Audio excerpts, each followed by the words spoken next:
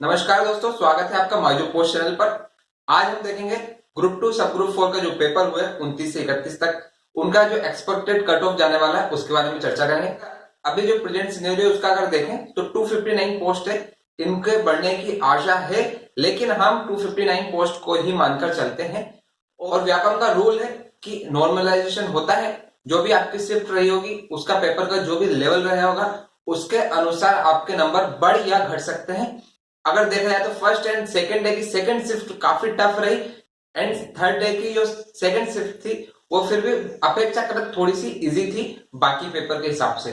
तो हो सकता है इन 2 दिनों में पेपर में जो आपके नंबर वहां पर दिखाए हैं वो बढ़ सके, और जो 31 तारीख को सेकंड शिफ्ट थी उसके हो सकता है नंबर घट सकते हैं, लेकिन ये कंफर्म नहीं है। ये डिपेंड करेगा जो व्यापम एनालिसिस करेगी उसके अनुसार। तो जो सबसे बड़ा फैक्टर था इस पूरे पेपर में वो था किसके पास सीपीसीटी है और जिनके पास सीपीसीटी नहीं है। कुछ पोस्ट थी जिसमें सीपीसीटी की आवश्यकता नहीं थी, जैसे कि inspector, auditor, assistant librarian and translator, इनमें सीपीसीटी की आवश्यकता नहीं थी।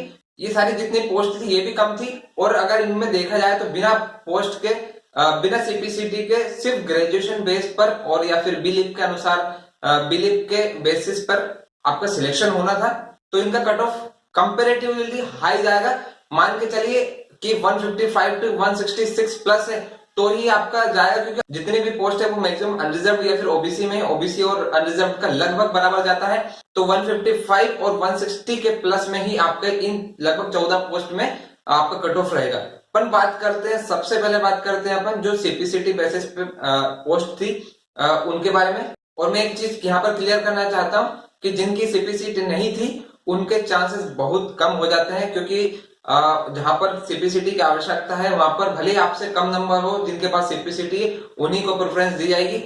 इसलिए आई वुड सजेस्ट कि अगली बार के लिए, क्योंकि एग्जाम अगली बार फिर आने वाला है, हो सकता है ये जो 500 पोस्ट बढ़ने की बात कर रहे हैं ये ना बढ़ के अगली बार इसको 2021 के पेपर के लिए उसमें जोड़ दें। तो अगर आपने अभी तक सीपीसीटी नहीं की है तो सीपीसीटी के एग्जाम तो बाद में आएंगे, लेकिन हमें प्रैक्टिस पहले करनी होती है। टाइपिंग के लिए प्रैक्टिस काफी आवश्यकता होती है, क्योंकि हिंदी में उसमें 20 और इंग्लिश में उसमें 30 और पेपर में लगभग 38 नंबर लाना होता है। तो पेपर तो काफी टफ होता ही होता है, लेकिन इसमें सबसे ज्यादा आवश्यकता पड़ती है कि आपकी टाइपिंग स्पीड अच्छी आए। इंग्लिश में 30 लाने के लिए काफी मेहनत करनी पड़ती, और हिंदी में 20 आराम से आ सकते हैं। हिंदी लोगों को लगती कठिन है, लेकिन हिंदी की जो टाइपिंग है वो काफी इजी होती है। आप 20 की जगह 40 ला सकते हैं आराम से।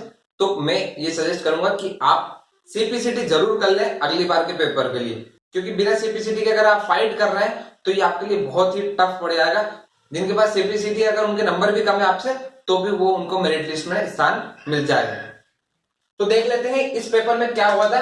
ग्रुप 2 सब ग्रुप 4 की अगर बात करें तो कैटेगरी वाइज अगर देखें तो unreserved, EWS, OBC, SC and ST अपन 5 पोस्ट में अपने डिवाइड किया है, जिसमें नंबर ऑफ पोस्ट जो अनरिजर्व के लिए थी वो 53 थी। तो अगर इसमें देखा जाए तो ये अनुमानित जो हमें एक एक्सपेक्टेड पोल मिला है, और जो लोगों ने हमको कमेंट में या फिर इनबॉक्स में करके बताया कि इतने नंबर आए हैं, उसके बेसिस पे अगर देखा जाए तो 145 प्लस आपके मार्क्स होना चाहिए मेल कैंडिडेट के लिए, और फीमेल कैंडिडेट के लिए होना चाहिए 138 plus with CPCT. Non CPCT की बात नहीं कर रहा हूं मैं यहाँ पर, क्योंकि मैक्सिमम सीपीसीटी से ही फिल हो जाएंगे जितने भी पोस्ट थी। और ईडब्ल्यूएस की अगर बात करें तो इसका 26 पोस्ट थी और आपका 135 इसमें कट ऑफ मिनिमम जाएगा। इसका काफी कम कट ऑफ जाता है, इवन इसका ओबीसी से भी कम कट ऑफ जाता है। और फीमेल कैंडिडेट की अगर बात करें तो 130 से 135 आपके नंबर होना चाहिए। ओबीसी के लिए जो टोटल पोस्ट थी वो थी 83। इसमें जो आपका मेल कैंडिडेट्स के लिए जो कट ऑफ जाएगा वो 138 प्लस जा सकता है, आगे पीछे हो सकता है, बट और फीमेल के लिए 130 ये बिल्कुल निश्चित है, लगभग इतना ही जाएगा। एससी की अगर बात करें तो इसमें जो टोटल पोस्ट थी वो थी 35, और इसमें जो मेल कैंडिडेट के लिए कट ऑफ जाएगा वो जाएगा 130 प्लस, और फीमेल कैंडिडेट के लिए जाएगा 125 प्लस। अगर बात करें एसटी कैटेगरी के लिए नंबर ऑफ पोस्ट थी 62, और जो मेल कैंडिडेट के लिए कट ऑफ जाने वाला है इसमें वो लगभग 125 प्लस, और फीमेल कैंडिडेट के लिए 122 प्लस। सो गाइस ये जो कट ऑफ निकाला है ये वो इस हिसाब से निकाला गया है कि मिनिमम आपको कोई ना एक पोस्ट मिले।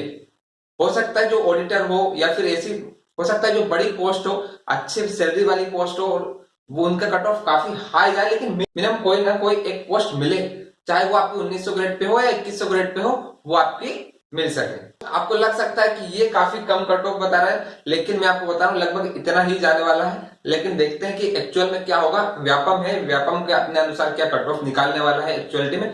लेकिन कई सारे स्टूडेंट, सिर्फ एक या दो स्टूडेंट्स के नंबर, काफी ज्यादा नंबर सुनने के बाद ऐसा लगता है कि कट ऑफ काफी आ जाएगा, लेकिन ऐसा नहीं। या तो उनके पास सीपीसीटी नहीं होती है, या फिर वो एक दो ही कैंडिडेट होते हैं जिन्हें ज्यादा नंबर आते हैं। और पोस्ट हमारे पास फिर भी ठीक ठाक है, 259 पोस्ट है, और हो सकता है बढ़ जाए तो that is well and good. बहुत अच्छी बात है आप सबके लिए कि पोस्ट बढ़ गई और हमको जो कट ऑफ है वो थोड़ा लो हो जाएगा। और सभी जो कैंडिडेट्स जो कम नंबर आए हैं, क्योंकि 120 तक के जो कैंडिडेट है वो बहुत ज्यादा है। जो पोल आया है उसमें अगर देखा जाए तो जो 120 से कम नंबर के जो कैंडिडेट्स है बहुत ज्यादा है। 120 से 130 फिर भी ठीक है, लेकिन 130 के बाद बहुत कम कैंडिडेट है, लगभग 4% या 5%।